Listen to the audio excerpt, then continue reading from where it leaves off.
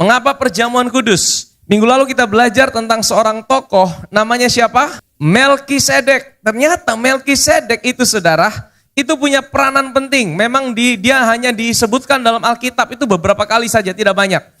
Dan salah satunya, yang pertama kali muncul, itu dalam Kejadian pasal 14 ini. Coba kita buka Kejadian pasal 14. Setelah Abram kembali dari mengalahkan Kedorlaomer dan para raja yang bersama-sama dengan dia, maka keluarlah Raja Sodom menyongsong dia ke lembah Syawe, yakni lembah raja. Melkisedek, Raja Salem, membawa roti dan anggur. Ia adalah seorang imam Allah yang maha tinggi. Lalu ia memberkati Abram, katanya, diberkatilah kiranya Abram oleh Allah yang maha tinggi, pencipta langit dan bumi. Dan terpujilah Allah yang maha tinggi yang telah menyerahkan musuhmu ke tanganmu. Lalu Abram memberikan kepadanya 1/10 dari semuanya. Dan minggu lalu kita membahas tentang bagian yang bagaimana Abram memberikan 1/10. Dan persepuluhan itu bukanlah dimulai di dalam hukum Taurat. Jadi persepuluhan itu ada jauh sebelum hukum Taurat. Persepuluhan itu dilakukan untuk menyatakan bahwa kita punya Tuhan yang hidup. Amin, saudara. Siapakah Melkisedek itu, saudara? Dikatakan ia tidak berbapa, dia tidak beribu. Nama Melkisedek sendiri, saya ulangi karena di dalam namanya itu punya arti yang luar biasa. Melki artinya apa? Raja. Ya, nama Melki itu artinya raja. Zedek itu artinya dari kata zadik. Zadik itu artinya kebenaran. Jadi sebenarnya Melkisedek adalah raja kebenaran. Nah, setelah disebut raja kebenaran, disebut lagi dia adalah Raja Salem. Saudara tahu, ternyata ini bukan disengaja, tapi ada satu arti, saudara. Raja kebenaran akan menghasilkan raja damai. Maksudnya apa? Kata Salem itu di dalam bahasa Ibrani adalah shalom. Shalom, shalom itu artinya wholeness atau kepenuhan, satu keutuhan. Jadi Tuhan itu bukan hanya mau saudara itu diberkati satu area hidup saja, tapi Tuhan mau saudara hidup dalam damai sejahtera, hidup dalam sukacita. Dan setiap area kehidupan saudara itu juga ngalamin kelimpahan dari Tuhan. Itu hati Tuhan buat kita anak-anaknya, saudara. Tetapi saudara, sebelum ngalamin itu, saudara harus ngalamin namanya Melkisedek itu, saudara. Dia adalah King of Righteousness, Raja kebenaran. Kenapa, saudara? Karena kebenaran ini righteousness. Karena kalau saudara tidak menerima kebenarannya dia, saudara tidak akan mengalami yang namanya damai sejahteranya dia, saudara. Karena kalau saudara tidak mengalami damai sejahtera, saudara tidak akan mengalami yang namanya kelimpahan di setiap area kehidupan saudara. Tuhan kasih susunannya, makanya Injil itu adalah kekuatan Allah, di dalamnya nyata apa? Kebenarannya dia, His righteousness. Makanya firman Tuhan Yesus berkata, carilah dahulu apa? Kerajaan Allah dan kebenarannya dia. Kebenaran itu apa? Identitasnya dia, statusnya dia, kebenaran dia yang dia lakukan sebagai manusia yang tidak bercacat celah. Dan waktu kita temukan itu, Injil itu adalah sebuah pertukaran. Kebobrokan kita ditukar sama Yesus dengan kebenaran dia. Sehingga dia ambil posisi kita, sehingga kita bisa ambil posisinya dia, kita dijadikan orang benarnya dia. Amin, saudara. Waktu kita menerima kebenarannya itu, firman Tuhan dalam Yesaya bilang ini, di mana ada kebenaran, di situ akan tumbuh apa? Damai sejahtera. Jadi damai sejahtera itu tidak bisa timbul tiba-tiba. Harus ada kebenaran. Makanya firman Tuhan bilang, carilah dahulu kerajaan Allah dan kebenarannya. Maka semuanya itu akan ditambahkan. Makanya kebenaran itu memiliki posisi vital. Raja kebenaran, Melkisedek. Roma 14:17 bilang gini, kerajaan Allah bukan soal makanan dan minuman, tapi soal apa? Kebenaran, damai sejahtera, dan sukacita oleh, kenapa tidak dibalik? Kenapa tidak? Sukacita, damai sejahtera, dan kebenaran. Kenapa? Karena susunannya harus kebenaran dulu. Kerajaan Allah itu bukan soal makanan, minuman. Yang pertama, His righteousness. Karena kebenarannya akan menghasilkan damai sejahtera. Waktu engkau hidup dalam damai sejahtera, disitulah engkau bisa bersukacita. Waktu engkau bersukacita, disitu segala kelimpahan Tuhan itu datang dalam hidup saudara. Amin. Makanya Melkisedek ini adalah tokoh sentral, saudara. Gambaran Yesus yang ada dalam perjanjian lama. Dikatakan Melkisedek, raja kebenaran, menghasilkan Raja Salem, Raja Salom. Dia membawa apa? Dia membawa roti dan anggur. Ini adalah lambang daripada tubuh dan darah Yesus. Amin, saudara. Kenapa Melkisedek tiba-tiba datang? Ini bukan kebetulan, tiba-tiba dia muncul. Munculnya pada waktu kejadian apa? Setelah Abraham kembali dari mengalahkan Kedorlaomer dan para raja yang bersama-sama dengan dia, maka keluarlah Raja Sodom menyongsong dia ke lembah Syawe, yakni lembah raja. Jadi ini kisahnya tentang apa? Abraham ini baru habis perang, saudara. Satu perang yang cukup melelahkan. Bayangkan Abraham tuh rumahnya di Hebron. Hebron tuh bagian selatan. Beersheba itu bagian selatan rumah Abraham. Nah, saudara tahu Raja Sodom itu ditawan di mana? Kalau saudara baca di atasnya, Abraham tuh sampai perang sampai ke Damsyik. Damsyik tuh di mana? Damaskus hari ini. Damaskus tuh di mana? Di Syria. Syria tuh di bagian utara, Galilea Pumpi terus tuh. Bayangkan dari selatan ke utara. Kalau hari ini kita naik mobil saja butuh sekitar 4 jam. Bayangkan Abraham, waktu itu belum ada mobil. Dia perang, bawa pasukan 318 orang. Naik apa? Naik kuda. Terus kira-kira berapa jam? Bisa berhari-hari, pergi kosong, bawa pasukan. Kembali dia bawa tawanan, bawa barang, bawa orang-orang. Bisa lebih lama lagi, saudara. Dan saudara bayangkan, di dalam keadaan capek itu, saudara. Makanya saudara, kalau saudara habis menang perang, tiba-tiba keluarlah Raja Sodom. Sodom itu melambangkan Raja Sodom, dari namanya raja itu. Itu gambaran tentang iblis. Kadang-kadang waktu kita setelah menang sesuatu, kita pikir iblis itu udah kalah, udah tidak. Maksudnya dia tuh tidak mau ganggu kita lagi. Tapi justru hati-hati loh saudara. Kalau saudara baru habis menang perang, wah baru habis KKR memenangkan jiwa, wah saudara merasa sudah kuat. Waduh, justru disitulah kadang-kadang iblis itu cari kesempatan jatuhkan hidup saudara. Seperti ngalamin spiritual warfare. Dan saya percaya ini ada satu pola yang iblis sebenarnya dia tahu. Kadang-kadang waktu kita anak-anak Tuhan itu habis menang perang, kita seringkali lengah dan kadang-kadang kita jadi sombong. Dan disitulah titik seringkali dia masuk, dia muncul. Dan dia mau jatuhkan anak-anak Tuhan. Tapi saudara tahu, saudara bisa bayangkan Abraham dalam keadaan capek. Abraham dalam keadaan lelah mungkin. Dia habis menang perang. Mungkin dia pikir dia tidak perlu berdoa. Tapi justru waktu kita habis menang perang, disitulah kita harus selalu merendahkan hati kita untuk kita datang pada Tuhan. Dan doa itu sebenarnya bukan sesuatu yang terlalu bagaimana. Doa itu sebagai satu tanda bahwa Tuhan, aku ini tidak mampu. Aku adalah penerima dan Engkau selalu menjadi pemberi dalam hidupku. Latar belakangnya seperti itu. Jadi Abraham habis menang perang, tiba-tiba Raja Sodom itu, gambaran daripada iblis, datang sama dia. Dan disitulah Tuhan muncul di ayat 18 saudara. Melkisedek, Raja Salem, tiba-tiba dia muncul. Ini menggambarkan apa saudara? Kita punya Tuhan yang selalu ada di setiap hidup kita. Bahkan di setiap musim hidup saudara dan saya. Kadang-kadang saudara tidak menyadari dia. Tapi dia selalu ada buat hidup saudara dan saya. Amin. Dikatakan dia membawa roti dan anggur. Ini gambaran tentang tubuh dan darah Tuhan kita Yesus Kristus. Roti itu dibuat dari tepung. Tepung itu dihancurkan. Anggur itu juga apa? Anggur itu dibuat dari buah anggur. Tapi kemudian diperas, diinjak-injak, saudara. Difermentasi, ditaruh di tempat yang gelap. Dua-dua ini melambangkan Yesus yang harus dihancurkan. Supaya dari apa yang dihancurkan itu bisa jadi berkat buat kita. Amin, saudara. 1 Korintus pasal yang ke-11, ayat yang ke-23 sampai ayat yang ke-32. Sebab apa yang telah kuteruskan kepadamu, telah aku terima dari Tuhan, yaitu bahwa Tuhan Yesus pada waktu malam, ia diserahkan, ia mengambil roti, dan sesudah itu ia mengucap syukur atasnya. Ia memecah-mecahkannya dan berkata, inilah tubuhku yang diserahkan bagi kamu. Perbuatlah ini menjadi peringatan akan aku. Demikian juga ia mengambil cawan sesudah makan, lalu berkata, cawan ini adalah perjanjian baru yang dimeteraikan oleh darahku.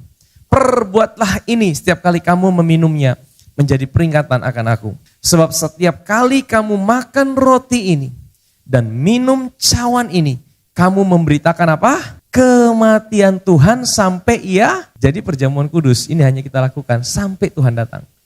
Untuk apa? Memberitakan apa? Kematian Tuhan. Persepuluhan untuk memberitakan apa? Bahwa kita punya Tuhan yang hidup. Betul? Ibrani 7 bilang gitu kan. Kamu memberitakan kematian Tuhan sampai ia datang. Jadi barang siapa dengan cara yang tidak layak makan roti atau minum cawan Tuhan, ia berdosa terhadap tubuh dan darah Tuhan. Karena itu hendaklah tiap-tiap orang menguji dirinya sendiri, dan baru sesudah itu ia makan roti dan minum dari cawan itu. Karena barang siapa makan dan minum tanpa mengakui tubuh Tuhan, ia mendatangkan hukuman atas dirinya. Sebab itu banyak di antara kamu yang lemah dan yang sakit dan tidak sedikit yang meninggal. Kalau kita menguji diri kita sendiri, hukuman itu tidak menimpa kita.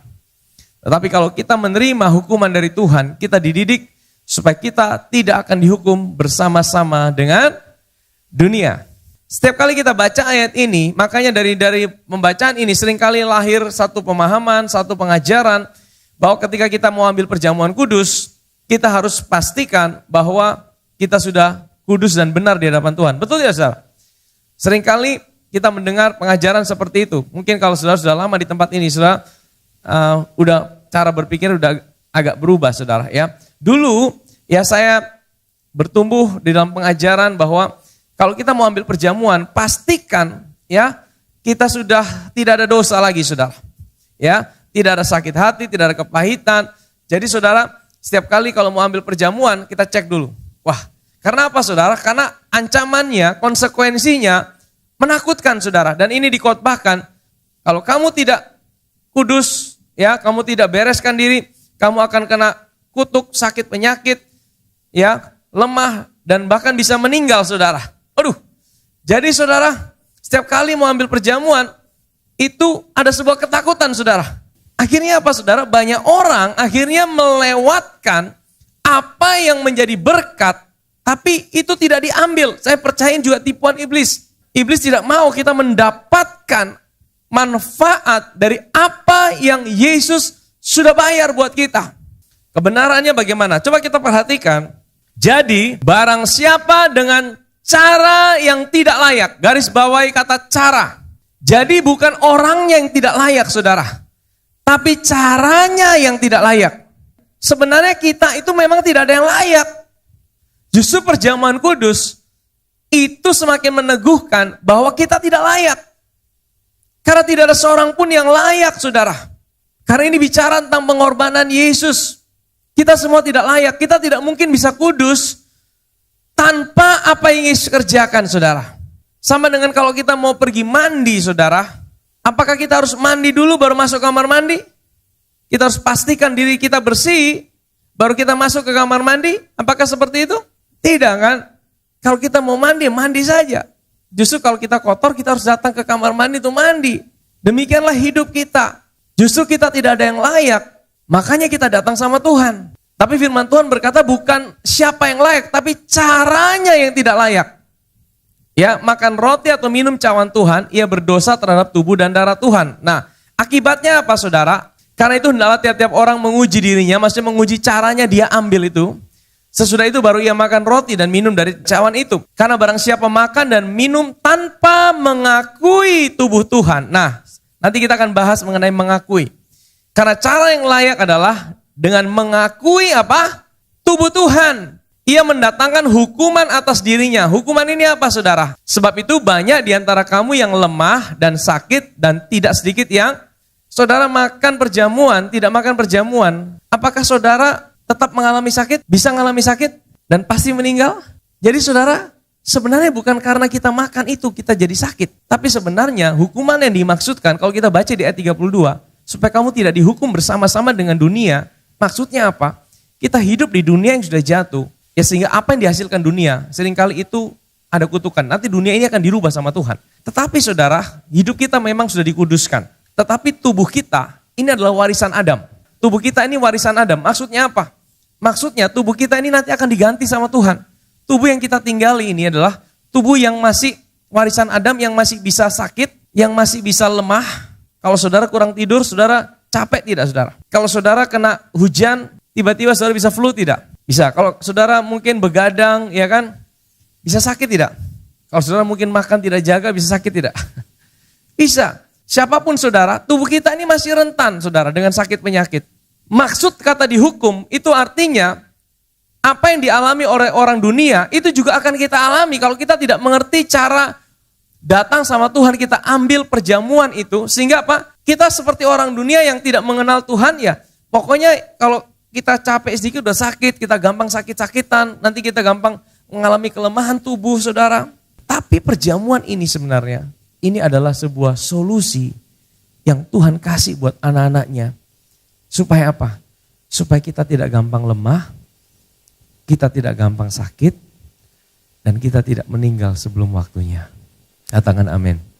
3 Yohanes 1 bilang gini, aku berdoa, semoga engkau baik-baik dan sehat-sehat di dalam segala sesuatu. Sama seperti jiwamu baik-baik saja.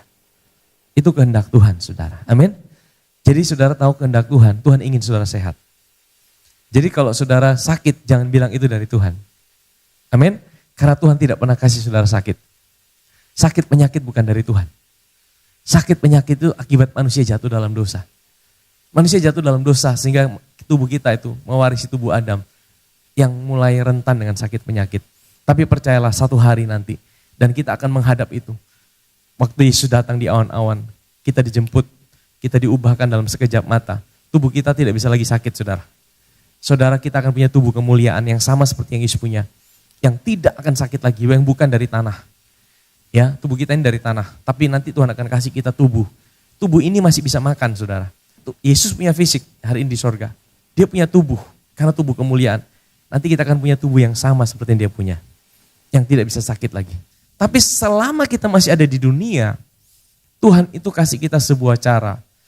Supaya kita tidak gampang sakit, kita tidak gampang lemah, dan juga kita tidak meninggal sebelum waktunya. Dengan cara apa? Kalau kita ambil, Tuhan kasih perjamuan dengan cara yang benar. Dengan cara apa? Kita mengakui tubuh Tuhan. Kata mengakui di dalam bahasa aslinya adalah diakrino. Diakrino itu artinya to separate truly, to withdraw from. Maksudnya gini saudara, diakrino itu artinya kita memisahkan. Memisahkan apa saudara? Apa fungsinya tubuh, apa fungsinya darah. Sehingga ketika kita setiap kali ambil perjamuan, itu bukan hanya sebagai satu rutinitas biasa. Saudara, kalau kita hanya lakukan itu sebagai satu liturgi biasa, kita tidak akan dapatkan manfaat dari apa yang kita lakukan saudara. Kita harus tahu, oh ternyata Tuhan kasih kita manfaat di balik perjamuan itu. Apa manfaatnya? Oh Tuhan mau kita membagi, kita diakrino, kita mengakui. Apa saudara? Apa fungsi tubuh Tuhan? Kenapa Tuhan berikan tubuhnya saudara? Yang pertama, tubuhnya itu adalah untuk kesembuhan sakit penyakit kita. Firman Tuhan dalam Yesaya 53 ayat yang kelima. Tetapi dia tertikam oleh karena pemberontakan kita. Dia diremukkan oleh karena kejahatan kita. Ganjaran yang mendatangkan keselamatan bagi kita ditimpakan kepadanya. Dan oleh apa? Bilur-bilurnya kita menjadi, Petrus ulangi lagi, bukan kita menjadi sembuh, oleh bilur-bilurnya kamu sudah disembuhkan. Bilur-bilur itu apa saudara? Bilur itu bahasa Inggrisnya stripes. Stripes itu garis. Yesaya 53 ini bicara tentang penyalipan Yesus. Orang Romawi, serdadu Romawi itu mencambuk Yesus. Ya, 40 - 1 saudara. Pakai cambuknya itu, di ujung cambuknya itu ada semacam besi atau tulang, di mana setiap kali tubuh Yesus itu dicambuk saudara, begitu ditarik saudara, itu membentuk yang namanya garis. Tapi itu bukan garis biasa, garis daging yang tercabik saudara. Itulah stripes, itulah bilur.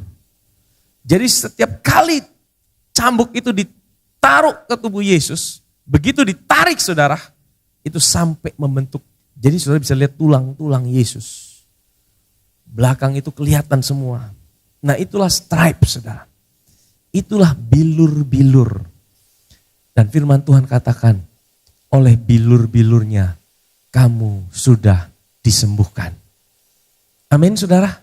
Ada yang berkata, ini bilur-bilur cuma menyembuhkan sakit secara jiwa. Nah, coba kita lihat apa yang Yesus katakan tentang bilur-bilur ini, saudara. Di dalam Matius pasal yang ke-8 ayat 17, Yesus mengutip apa yang Yesaya katakan. Hal itu terjadi supaya genaplah firman yang disampaikan oleh Nabi Yesaya. Dialah yang memikul apa? Kelemahan kita dan menanggung penyakit kita. Jadi ada dua hal, saudara, sebenarnya karya Kristus. Dia menanggung penyakit kita dan dia menanggung dosa kita. Ini konteksnya kenapa Yesus bicara seperti ini. Kalau kita baca Alkitab, kita lihat konteksnya, 2 ayat di atas itu. Yesus sedang ngapain, saudara? Coba lihat ayat 15. Maka dipegangnya tangan perempuan itu, lalu lenyaplah demamnya. Ia pun apa? Bangunlah dan melayani dia. Ayat 16. Menjelang malam dibawa pada Yesus banyak orang yang kerasukan setan, dan dengan sepatah kata Yesus mengusir roh-roh itu dan menyembuhkan orang-orang yang menderita sakit. Baru muncul ayat 17. Yesus mengutip apa yang dikatakan Yesaya. Dialah yang menanggung apa? Kelemahan kita dan menanggung apa? Penyakit kita. Kira-kira ini penyakit jiwa kok, penyakit tubuh? Semuanya. Jadi saudara, Yesus bukan hanya menanggung penyakit jiwa. Tapi memang termasuk dalam penyakit jiwa juga. Penyakit jiwa itu misalnya harus orang sugila baru masuk RSC. Orang depresi itu sudah kena mental health, saudara. Saudara kalau terus-terus khawatir, depresi, makanya waktu Abraham, kenapa Tuhan tiba-tiba datang bawa roti dan anggur? Saudara tahu? Ini menurut saya, Abraham sedang kecapean, saudara. Dia baru habis perang, tapi dia lakukan perjalanan jauh. Mungkin dia pikir, sudah aman, sudah ada musuh lagi. Kadang-kadang kita dalam keadaan down, saudara. Jiwa kita sedang down. Nah, itulah fungsinya. Perjamuan juga kita ambil. Kita ingat Tuhan berikan kita tubuh dan darahnya. Jadi penyakit jiwa juga termasuk. Tapi juga penyakit tubuh juga termasuk. Amin, saudara. Karena penyakit tubuh kadang-kadang juga seringkali dimulai dari penyakit jiwa. Banyak orang karena jiwanya sakit, tubuhnya ikut sakit. Makanya bilur-bilur Yesus itu bukan hanya menanggung penyakit jiwa, tapi penyakit jiwa juga dan juga penyakit tubuh. Amin, saudara. Saudara tahu ini apa? Ini roti tidak beragi, disebut matzah. Nah, saudara tahu gambar matzah ini seperti apa? Lihat itu ada gosong-gosongnya, betul? Ada gosong-gosong yang membentuk garis-garis. Saudara tahu ini apa? Ini mereka tidak tahu, ini cuma tipologi daripada apa yang digenapi oleh Yesus waktu dia naik di atas kayu salib. Tubuhnya itu dihancurkan, saudara, sampai membentuk garis-garis. Dan terbakar itu menggambarkan dia mengambil semua murka Allah dalam dirinya. Dia dibakar, saudara. Yesus harus menanggung itu. Saudara tahu bahwa di dalam perjanjian lama, waktu orang mempersembahkan domba, kira-kira dombanya disiksa tidak? Tidak. Justru dombanya disayang, saudara. Di Keluaran pasal 12 itu dikatakan, kalau kamu mau mempersembahkan domba, kamu harus cek dulu dombanya. Domba itu dibawa ke rumah, disayang-sayang. Nanti pada hari pembunuhan, baru dibunuh tanpa rasa sakit. Mereka tidak mau menyiksa. Tapi kenapa Yesus sebagai anak domba Allah, dia harus disiksa? Kalau dia cuma menggenapi apa yang ada dalam Alkitab, dia anak domba Allah, sebenarnya dia tidak perlu disiksa. Harusnya Yesus itu ya, dia cuma naik di atas kayu salib dan mati, selesai. Tapi sudah tahu Tuhan, seperti Tuhan skenariokan itu. Harusnya dipilihannya gini, kalau dia disalib ya disalib aja. Kalau dia disiksa, disiksa saja. Tapi Yesus itu pertama orang serdadu Romawi pikir, dia kan cuma disiksa nanti dibebaskan. Jadi mereka siksa dia dulu. Ternyata udah selesai disiksa, Pilatus tanya, gimana? Mereka bilang, salibkan dia. Jadi saudara bayangkan, Yesus bukan cuma disalib, Yesus juga disiksa, saudara. Dia tanggung double. Tapi semua bukan tanpa tujuan. Untuk menggenapi apa yang ada dalam firman Tuhan. Kalau dia cuma disalib, mungkin tidak ada bilur. Tapi karena dia sudah disiksa, disitulah menggenapi firman Tuhan. Oleh bilur-bilurnya, semua sakit penyakit kita sudah disembuhkan. Amin, saudara. Sehingga ketika kita ambil ini, perjamuan, kita tahu, Tuhan terima kasih. Dan ambil jangan seperti kita yang ambil itu, saudara. Tapi lihatlah itu sebagai Tuhan Melkisedek kita. Dia yang bawa dan dia melayani kita. Bukankah Tuhan yang selalu melayani perjamuan? Bukankah dia yang selalu melayani juga murid-muridnya? Lihatlah, dia Melkisedek kita yang berikan kita roti dan anggur. Amin, saudara. Ya, bagian kedua adalah fungsi daripada darah. Darah itu untuk pengampunan dosa, saudara. Waktu kita ambil, ini tubuh Kristus. Kristus yang kasih ini buat hidupku. Ambil itu dengan sebuah kesadaran akan cinta Tuhan. Engkau dicintai, engkau dikasih. Engkau diberkati oleh Tuhan. Ambil dengan sebuah kesadaran akan berkat Tuhan dalam hidupmu. Amin, saudara. Efesus 1 ayat yang ke-7, firman Tuhan bilang gini. Sebab di dalam Dia dan oleh darahnya kita beroleh penebusan, yaitu pengampunan dosa, menurut kekayaan kasih karunia-Nya. Di dalam Dia dan oleh apa? Darahnya. Kita beroleh penebusan, yaitu pengampunan dosa. Jadi darahnya untuk mengampuni dosa kita. Ibrani 9 ayat 22. Dan hampir segala sesuatu disucikan menurut hukum Taurat dengan darah. Dan tanpa apa? Penumpahan darah tidak ada pengampunan. Jadi darah itu bicara tentang pengampunan. Waktu orang Israel mau keluar dari Mesir, di pintu setiap rumah itu wajib dilabur darah. Kenapa wajib dilabur darah? Karena darah itu yang memberikan tanda malaikat maut itu akan melewati. Kata Passover itu artinya dilewati. Setiap rumah yang ada tanda darahnya, itu malaikat maut akan lewat di situ. Tidak akan masuk ke situ. Tidak akan ada kematian. Ada pengampunan, ada penebusan. Hari ini setiap rumah kita, hidup kita, ada darah Yesus yang melabur kita. Dan setiap kali kita ambil cawan ini, kita ingatkan, kita menerima roti dan anggur dari Melkisedek kita. Kristus, Yesus Tuhan kita, Dia kasih kita tubuhnya untuk menyembuhkan sakit kita. Baik sakit jiwa, mungkin hari ini engkau datang dengan ada yang stres, ada yang depresi, ada yang galau. Mungkin engkau sedang seperti Abraham, engkau kecapean, engkau kelelahan, mungkin engkau habis menang perang, tiba-tiba engkau seperti dapat serangan bertubi-tubi dan engkau sepertinya, kok bisa ya? Saya ini habis melayani, saya habis menang perang, saya ini habis seperti berapi-api, tapi kok tiba-tiba bisa saya seperti dijatuhkan, seperti saya tidak punya kekuatan. Nah, saudara, justru di saat-saat seperti itulah, di saat-saat tergelap dalam hidup kita, waktu kita ambil perjamuan, kita ingatkan diri kita, perjamuan ini untuk menyembuhkan. Mungkin hari ini engkau sedang ada di titik tergelap di dalam hidupmu. Mungkin engkau sedang kelelahan di dalam jiwamu. Atau mungkin ada yang sedang sakit di dalam tubuhmu. Ambil ini, terima ini sebagai satu berkat. Dan jangan takut untuk ambil ini. Ya, jangan takut untuk ambil ini. Jangan lihat ini sebagai satu hal yang menakutkan. Tapi lihatlah ini sebagai satu berkat yang Tuhan siapkan buat kita. Untuk kita anak-anaknya menikmati apa yang Dia kerjakan. Amin, saudara.